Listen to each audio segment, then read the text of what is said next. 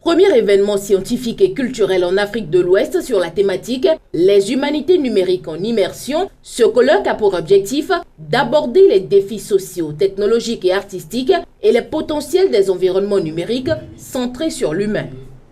Ce qui nous rassemble aujourd'hui n'a pas uniquement trait à la création artistique, mais de façon générale à la créativité, comme ça a déjà été souligné. Quel est donc le rôle de l'esthétique et de la pratique artistique dans les réseaux numériques, par exemple ? Comment utilisons-nous les réseaux pour raconter des histoires du XXIe siècle ?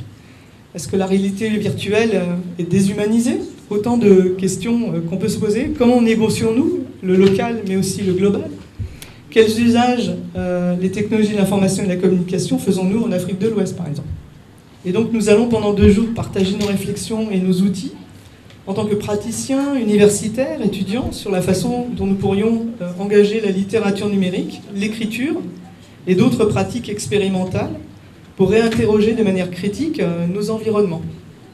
Une initiative qui se trouve être au centre des 3 dimensions de l'enseignement à l'Institut Serco, à savoir la formation, la recherche et le service à la communauté. L'ambition à terme, c'est de servir les pays africains afin que le continent mette progressivement l'innovation au cœur de sa politique de développement.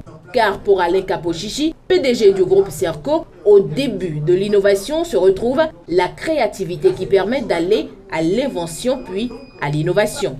Nous avons travaillé de manière à ce que la recherche de plus en plus devienne un élément important de notre politique.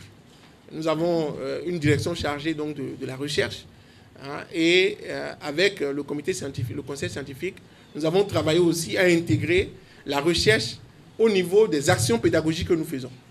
Et je crois que c'est une dimension tout à fait importante à travers l'interdisciplinarité, mais aussi à travers les innovations majeures qui sont portées par les projets de nos étudiants. Je crois que nous allons trouver le moyen de réconcilier là avec la communauté, avec le numérique qui sert de passerelle, humaniser le numérique.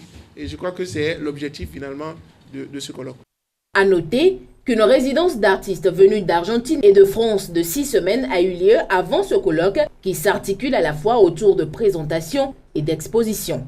Parce que le numérique, l'informatique, c'est une discipline transversale. Et dans tous les départements, laboratoires,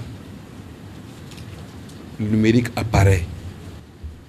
Le numérique, c'est un domaine important que le Bénin doit s'approprier. Et ce que fait le Serco est très bon. Il faut qu'il continue dans la même lancée. Il faut qu'il s'attelle à nous faire beaucoup de choses, beaucoup de bonnes choses.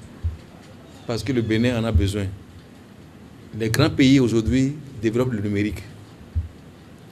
Et si le Bénin se met, n'est-ce pas, dans cette dynamique-là, c'est bon signe.